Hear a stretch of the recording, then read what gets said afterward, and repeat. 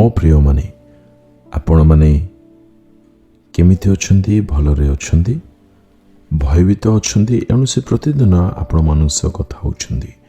ପରମେଶ୍ୱରଙ୍କ ବାକ୍ୟରୁ ଯଦି ଆମେମାନେ କର୍ଣ୍ଣ ଦେବା, ତେବେ ତାହାଙ୍କ ରବ ଆମେମାନେ ଶୁଣିବା। ସେ କହନ୍ତି ଆମ୍ଭମାନଙ୍କୁ ଭୟଭୀତ ହୁଅ ନାହିଁ।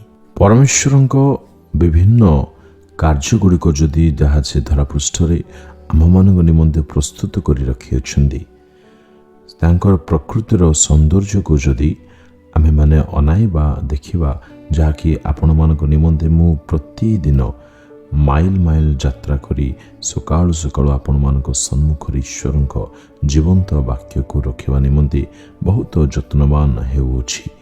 ମୁଁ ଘରେ ବସି ମଧ୍ୟ ଏହିପରି ରେକର୍ଡ଼ିଂ କରି ଆପଣମାନଙ୍କ ସମ୍ମୁଖରେ ଈଶ୍ୱରଙ୍କ ବାକ୍ୟ ରଖିପାରିଥାନ୍ତି।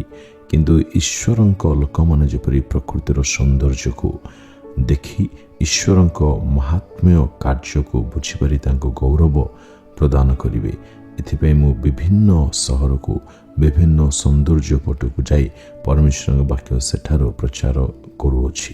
ଏଣୁ ଆଜି ମଧ୍ୟ ପରମେଶ୍ୱର ଆପଣ ବାକ୍ୟ ଦ୍ୱାରା ଆମମାନଙ୍କୁ କଥା ହେବା ପାଇଁ ଚାହାନ୍ତି। ଦ୍ୱିତୀୟ ବିବରଣ 4 ଅଧ୍ୟାୟର 9 ପଦ ପଢ଼ିବା। ନିଜ ପ୍ରାଣକୁ ଯତ୍ନପୂର୍ବକ ରକ୍ଷା କର। ଆମ୍ଭେମାନେ ଯେବେ କୌଣସି ମଣି, କୌଣସି ବହୁମୂଲ୍ୟ ରତ୍ନ, ମୁକ୍ତା ଏସବୁ ବହୁମୂଲ୍ୟ ଦ୍ରବ୍ୟ କିଣିବା ବେଳେ କୌଣସି ସବୁକୁ ମନ ଇଚ୍ଛା କୌଣସି ଅସୁରକ୍ଷିତ ସ୍ଥାନରେ ରଖିଦେଇଥାଉ କି? ଏପରି ତ ଆମେମାନେ କଦାପି କରୁନାହୁଁ। ଠିକ୍ ସେହିପରି ପ୍ରଭୁଙ୍କ ଲୋକମାନେ ପ୍ରାଣକୁ ଯତ୍ନରେ ରକ୍ଷା କର ବୋଲି କୁହାଗଲା। ଆମେମାନେ ଅନେକ ବିଷୟ ଗୁଡ଼ିକ ଯତ୍ନ କରିବା ନିମନ୍ତେ ବହୁତ ପ୍ରଚେଷ୍ଟା ଆମେମାନେ ଜାରି ରଖିଥାଉ, କିନ୍ତୁ ଯାହାକୁ ଯତ୍ନ କର ବୋଲି ପରମେଶ୍ୱରଙ୍କ ବାକ୍ୟ ଆମମାନଙ୍କୁ ପ୍ରୋତ୍ସାହନ ଦେଉଅଛି, ସେହି ପ୍ରାଣକୁ, ସେହି ବିଷୟକୁ ଆଜି ଆମେମାନେ କେତେ ଯତ୍ନ ଭାବରେ ରଖିଅଛୁ। ବର୍ତ୍ତମାନ ଆମେମାନେ ଯେଉଁ ସ୍ଥାନରେ ରହି ଆପଣମାନଙ୍କ ସମ୍ମୁଖରେ ଈଶ୍ୱରଙ୍କ ଜୀବନ୍ତ ବାକ୍ୟକୁ ପରିବେଷଣ କରୁଅଛୁ, ଏହି ବଗାନ, ଏହି ବଗିଚା ମଧ୍ୟ ଅତି ସୁରକ୍ଷିତ ଭାବରେ ରହିବାର ଆମେମାନେ ଏଠାରେ ଦେଖୁଅଛୁ। ଆମମାନଙ୍କ ଦେଶକୁ ମଧ୍ୟ ସୁରକ୍ଷିତ ରଖିବା ପାଇଁ ଅନେକ ପ୍ରକାର ସୈନ୍ୟ ସାମନ୍ତକୁ ନିଯୁକ୍ତ କରାଯାଇଥାଏ, ଚୟନ କରାଯାଇଥାଏ। କିନ୍ତୁ ଈଶ୍ୱରଙ୍କ ଲୋକମାନେ କଥା ହେଉଅଛି, ଆମେମାନେ ଯେଉଁ ଆତ୍ମାକୁ, ଯେଉଁ ପ୍ରାଣକୁ ରକ୍ଷା କରିବା ଅନିବାର୍ଯ୍ୟ ଅଟେ, ତାହାକୁ ରକ୍ଷା କରିବା ପରିବର୍ତ୍ତେ ବା ତାହାକୁ ଅଧିକ ମନୋଯୋଗୀ ହେବା ପରିବର୍ତ୍ତେ ଆମେମାନେ ଶରୀରକୁ ବହୁତ ଧ୍ୟାନ ଦେଉଅଛୁ। ଶରୀରର ଯତ୍ନ ନେବା ପାଇଁ ବହୁତ ଆମେମାନେ ଧ୍ୟାନରତ ଅଟୁ। ପ୍ରଭୁଙ୍କ ଲୋକମାନେ ଆମେମାନେ ଶରୀରର ଧ୍ୟାନ ଦେଉ, କିନ୍ତୁ ତାହା ମୁଁ କହୁନାହିଁ ନ ଦେବା, ଏହା କହୁନାହିଁ।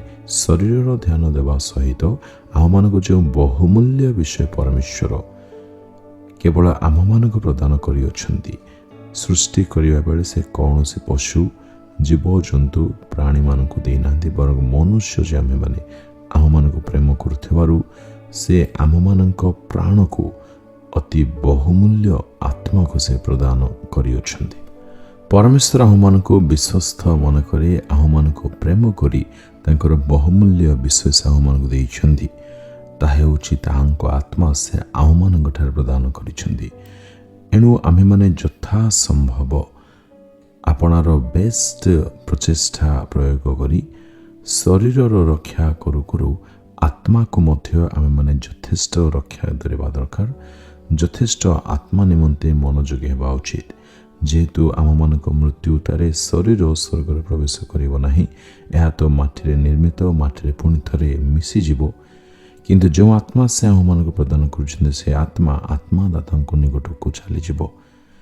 ଏଣୁ ଆତ୍ମା ଯଦି ଆମେମାନେ ସୁରକ୍ଷିତ କରି ରଖିବା, ତେବେ ଜୀବନରେ ଆମେମାନେ ପ୍ରବେଶ କରିବା ବେଳେ ତାହାର ମଜା, ତାହାର ଆନନ୍ଦକୁ ଆମେମାନେ ନିଶ୍ଚୟ ଆପଣା ଜୀବନରେ ଅନୁଭବ କରିପାରିବା। ଏଣୁ ଆତ୍ମାର ସୁରକ୍ଷା ବହୁତ ଆବଶ୍ୟକ ଅଟେ ପ୍ରଭୁଙ୍କ ପ୍ରିୟ ଲୋକମାନେ। ଏଣୁ ପ୍ରଭୁଙ୍କ ପ୍ରିୟ ଲୋକମାନେ, ଆତ୍ମାର ରକ୍ଷା ନିମନ୍ତେ ଆମମାନଙ୍କୁ କ'ଣ ସବୁ କରିବାକୁ ପଡ଼ିବ?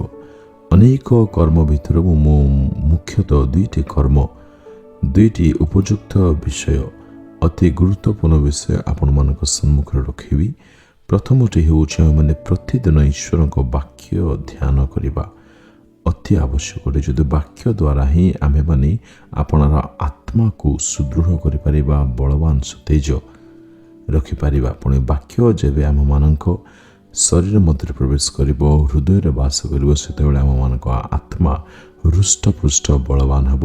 ଆତ୍ମିକ ଜୀବନରେ ଆମେମାନେ କେବେ ମଧ୍ୟ ଦୁର୍ବଳ ହେବା ନାହିଁ, ବରଂ ଜାଗ୍ରତ ହୋଇ ପରମେଶ୍ୱରଙ୍କ ରାଜ୍ୟ ନିମନ୍ତେ ପ୍ରସ୍ତୁତ ହୋଇ ରହିବା। ଦ୍ୱିତୀୟତଃ ପ୍ରାର୍ଥନା କରିବା ବହୁତ ଆବଶ୍ୟକ ଅଟେ।